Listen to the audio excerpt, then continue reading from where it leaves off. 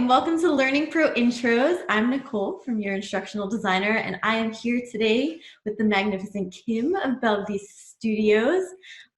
Kim, can you tell us a little bit more about who you are and what you do? Yeah, so I'm Kim. I run an instructional design and e-learning studio. We're based in Australia, but obviously virtual team, so we can work anywhere in the world, which we have. And yeah, we call Belvista Studios. Awesome. How many people are on your team? So we got 4 of us. Just 2 full-timers, 1 casual worker, actually 3 full-timers, wasn't even counting myself. So small team, and I hope that it continues to be a little unique, authentic group. Yeah, and the work you guys put out is great, and you're doing a lot of stuff, in the field to help new instructional designers sort of level up. Do you want to talk a little bit about that? Yeah, I guess we try to share everything that we're learning in terms of mistakes, as well as the things that are working, so that people that are starting out or throughout their career can continuously learn, because I think sometimes as learning people, we stop our own learning. So we just share. It's a really good way for us to continue to learn. So we have videos, podcasts, things on YouTube, LinkedIn, Instagram. And yeah, we got the Creator Hub as well that shares like templates and resources for help. The stuff that didn't exist when I started the company that would have been really helpful to speed up the process, so that I didn't have to learn over 4 years. I could have just probably got there in a couple of months. It would have been nice, but I mean, we're really thankful that you're putting it out now. You're welcome. It's great stuff. And if you're new to the field, especially if you're new to freelancing, you should definitely check out the Creator Hub. Oh, thank you. I'm a big fan of the Belvista Studios work. Oh, thank you. You own this great little company now, and like I said, you guys are producing awesome stuff. I think the human-centered design aspect you take to your work is really attractive and really effective. But how did you get to this point? Experimentation. Like, if you do want to know career style, or like how we got to the agency, what's more of value? Let's start with agency, and then we can back it up and go to career, because I'm sure everybody would love to know both. Yeah, okay. I guess I've always been a person that's looked at the world, and if something's going to add value, I'm going to put it into action. And if it's not, I'm eliminating it from my world. So the agency started because I just thought that success looked like going up into the hierarchy and one day becoming a CEO. And then I started to understand that my values didn't align with the politics and work ethic within organizations.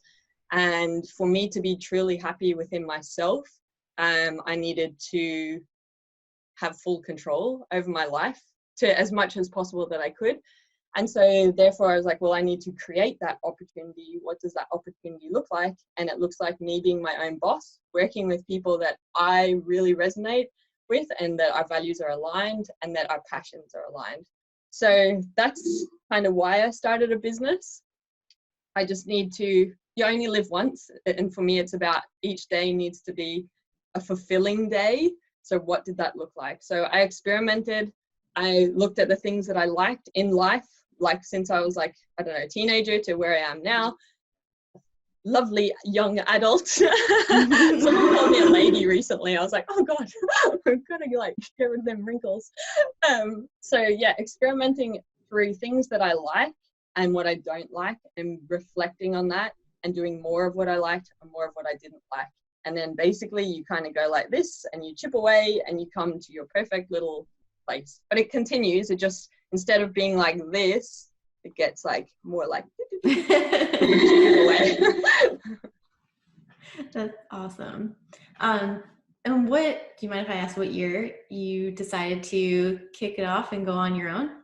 Yeah, so we're coming up to 4 years now. So yeah, I'm really proud of our achievements. I think within the first 6 months, I had hired the first employee on a casual basis.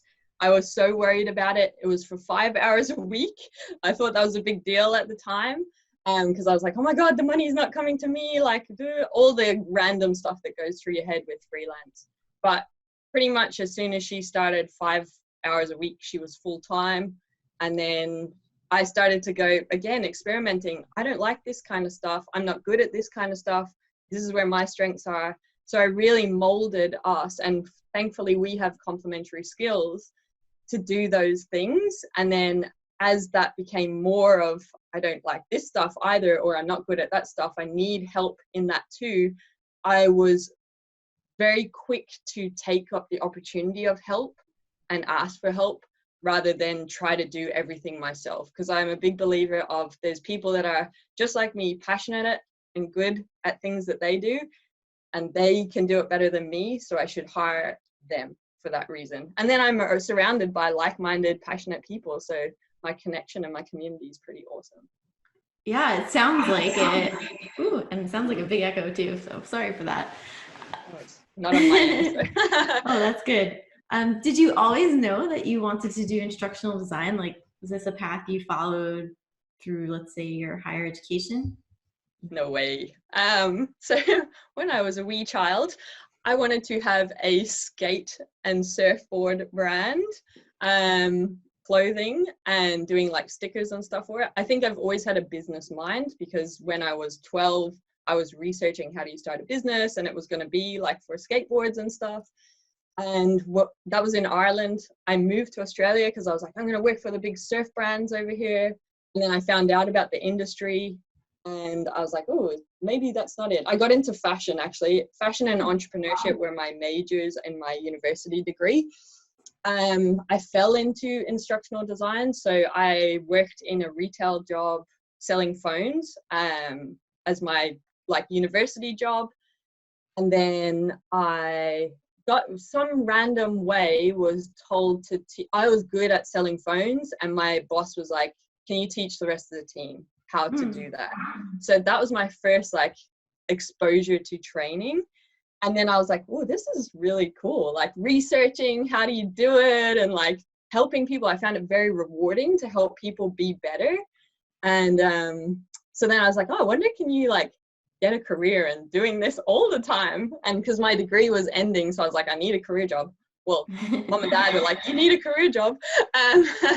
So then I was like, training and development jobs. And then I started to see what that was, and I went for a job, and I didn't have, that was the only thing that I'd done in training and development, but I was able to use that one little project in the shop as my kind of star example for my behavioral questions in the interview. So I got the job in a learning and development team, and then I got a job in a team in another organization in organizational development, because when I got into the training and development world and all the stuff that I could learn personally, I was like, holy moly, like this is cool. I think I just really like learning. And then so I started to experiment again. What do I like? What do I not like? And that's where I kind of got a taste for e-learning. I was like, that's kind of cool, because I like graphic design, but I also get to do the thing of helping people be better. So that combined my two passions. And so I was in organizational development for a while, and then I thought I was going to be like a HR manager and eventually a CEO. And then I was like, ooh, I don't quite do that. Like, but I really liked, I was starting to get into instructional design because I was starting to solve problems with our initiatives and starting to use different skills to be able to do that. And that's how I uncovered what instructional design was. Actually, someone hired me for an instructional design role. I didn't know what it was until then. And then I had a year learning and being an instructional designer at an e-learning company. And I was like, it's time to go. The business needs to unleash itself, and I need to unleash myself and my capability. So yeah, experimentation got me to where I am now. That is so cool. I love that story. So if you were going to give one piece of advice to folks who are hoping to pursue a career in the learning industry, whatever that may be, Yeah. or people who are thinking about it, are new to it, whatever, what would that be? Okay, my advice is to trust yourself. I think that there's so much comparison and judgment for others, and I think it's really important to block out the noise, listen to yourself and your journey, and do what's right for you. you're living your life for you. You're not living their life, and they're not living your life. So you really need to listen to yourself and trust yourself and create the opportunities for yourself that allow you to live the life that you want. Because I think we hear this all the time, like comparing, oh, so you're in the industry this long, you charge that amount, I should charge that too. You're in the industry this long, that was your path to get there, I need to follow that same path and it's going to take me the same amount of time. I think that's a load of bullshit, and that's limiting beliefs. And I think you just need to trust yourself and do you. That's really great advice. I love that. I want to ask, what's your advice? What is my advice?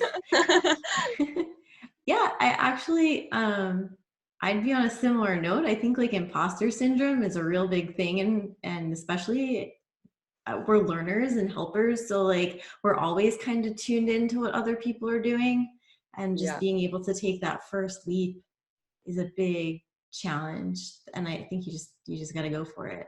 So in a similar vein, you know, you want to block out the noise and I want people to like Nike it, like just do it.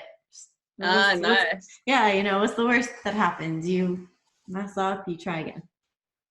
And we're smiling, we're pretty happy, so I think that the just do it and block out the noise is like working quite well for us. Yeah, of course. Be open to feedback a little bit though, maybe somewhere in there.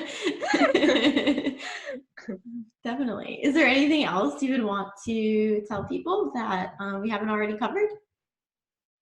No, I think that's my journey and it's working, and I'm like a very happy person internally. I think there's so much advice out there, so I don't want to cloud that. You need to cut through and just take action on the things that work for you. So I don't want to bombard people. I'd rather them just listen again to this and then pick out the pieces that work for them and put them into action and see what happens. Awesome. I hope they do. They will. They will. That's right. They are going to. They're going to just do it. You need a sponsorship from Nike. Oh, yeah. Yeah, I do. I'll work on that. If you're listening, please sponsor Nicole's show. In Greek, my name is Nike. That is epic. Nicole, Nike, that's where it comes from. Anyway, okay. But, we'll save that for another episode. And Nicole's other tip is fake it till you make it. Oh yes, that one too. Giving away all my secrets there, Kim. Yeah, but they're working. They are. I think they are. All right. Well, thank you so much for joining us. I hope to see you all again soon, and I hope you enjoyed that. And thank you, Kim, for being a part of it today. You're welcome. Pleasure. Thank you for trying to add value to the community. I think that's a really nice behavior to role model. And I know that a lot of people get a lot of value from these kinds of things, even if you don't hear the feedback specifically. Well, I've got a great role model on the other side of the screen. I don't know if it's that way or that way for my people. Hopefully this way. No, this way. It mirrors everything. On that note, bye-bye.